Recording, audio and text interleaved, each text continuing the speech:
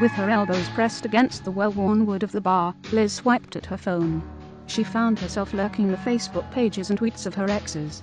None of them were particularly bad, per se, they just weren't right. But what is right? She really didn't know, but she knew they weren't it. It wasn't their fault. A lot of girls will say, "It's not you, it's me," but when Liz said it, she really meant it. She was too weird and different. She was starting to think no one would ever be right for her. As terrible as her drinking and phone addiction was, it kept Liz from thinking about the future. One would think that knowing their future would be a good thing, but it isn't. At first it seemed exciting, and gave her a feeling of security, to know that there was always something to come, that her life would never be cut short unexpectedly.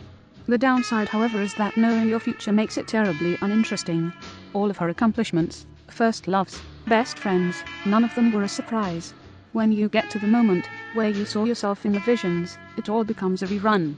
You go through the motions. You act like it was a surprise. You pretend like you didn't know all this was going to happen. But then Liz discovered alcohol. It is, apparently, impossible to see the future when you are drunk all the time. Once Liz realized this, she had been drunk ever since.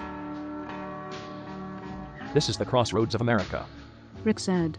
Right here where we're standing. That statue in the middle, his name is Mercury, Hermes, whatever. He is the god of travel. There are 4 roads leading away from that spot, and with them you can go anywhere in the country. That one there. Rick pointed across the traffic circle. That one goes to LA. That's the one I'm taking. That's where I'm going. This place here, this isn't a place you go to. This is a place you just stop for a moment on the way to somewhere else. You want to stay here? That's crazy, Liz. He pulled out another cigarette and lit it. He looked at Liz from under his eyelids and tapped at an imaginary watch on his left wrist. It was a big drink of whiskey, and Rick was hoping he was coming across more cool than wasted, but he was too drunk to be able to tell.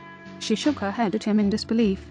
He shrugged at her, turned his view towards the statue of Mercury, and gave it a sharp salute. With that he walked away into the night.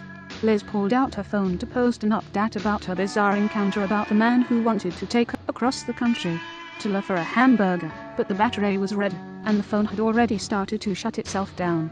Amy burst out the doors of the bar. What the hell did you do, Liz? There is a huge mess behind the bar. Screw it, thought Liz. Sorry, Amy.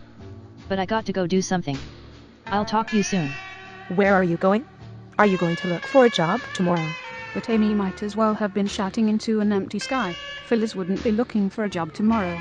She was sick and tired of people telling her what to do. Rick was about halfway to his car when he heard the clumping of small shoes on the concrete behind him. He smiled as he flicked his burning cigarette butt into the street. Hey, Rick. Wait up. When he turned around, the out-of-breath girl grabbed the lapels of his jacket with both hands and pulled him close. He crossed his arms behind her waist and pressed his lips firmly against hers. Let's go try this hamburger of yours.